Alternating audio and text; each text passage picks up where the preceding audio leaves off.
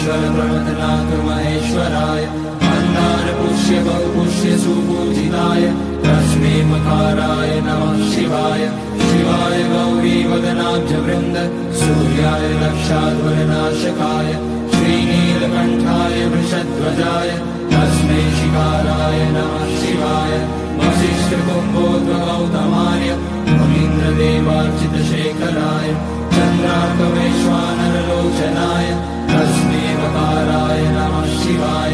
यज्ञस्वरूपाय जटाधराय पिनाकहस्ताय सनातनाय दिव्याय देवाय दिगम्बराय तस्मै यकाराय नमः शिवाय पञ्चाक्षरमिदं पुण्यं यः पठेत् शिवसन्निधौ शिवलोकमवाप्नोति शिवेन सह मोदते।